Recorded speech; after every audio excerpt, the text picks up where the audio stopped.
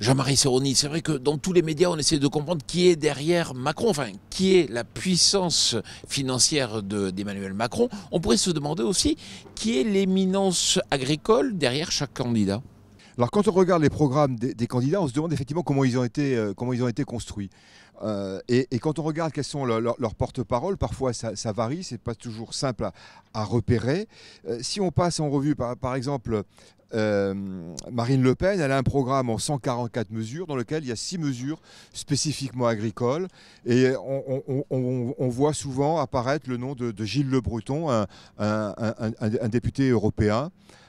Donc qui connaît apparemment assez bien l'agriculture.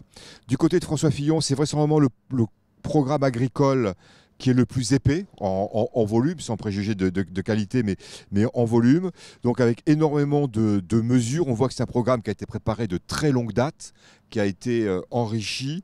Et d'ailleurs, ça a été le premier qui a été présenté, puisqu'il a été présenté dès l'automne, avec à la fois des ambitions et des mesures beaucoup plus ponctuelles. Et on voit souvent Michel Dantin, député européen bien connu sur les dossiers agricoles de la Commission agricole du Parlement, intervenir sur les dossiers. Du côté d'Emmanuel Macron, on a un programme qui est beaucoup plus récent, dont on voit à travers les discours du candidat qui s'est élaboré au moment du salon de l'agriculture, un peu avant, un peu après. Donc c'est très récent, à partir d'une consultation d'agriculteurs et avec une très forte logique numérique. Hein. Le programme est très court, mais il y a des compléments numériques. Et on a un programme qui donne plutôt des axes que des méthodes et des mesures particulières. Et on entend souvent parler de 2 personnes au sujet de ce programme. Olivier Alain, qui est un ancien président de Chambre d'agriculture de Bretagne et vice-président, je crois, du Conseil régional de Bretagne.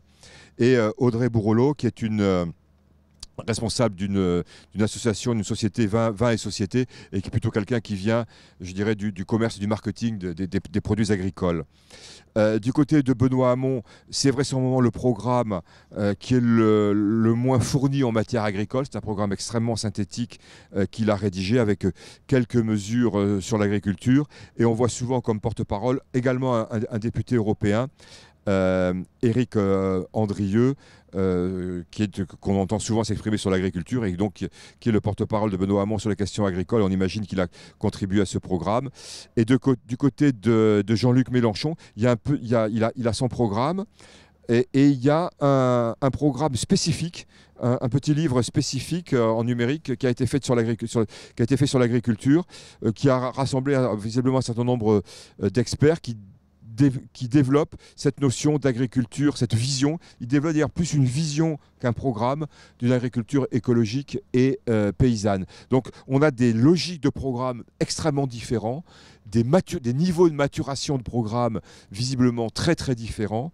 Et ce qui est notable, c'est que souvent, au moins sur 3 sur 5, ceux qui ont contribuer, ou du moins qui portent la parole, sont des parlementaires européens et pas des parlementaires ou des hommes politiques nationaux.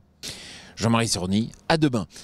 Et si les hommes politiques et leurs porte-parole étaient vraiment sérieux, ils s'intéresseraient beaucoup plus à l'agriculture.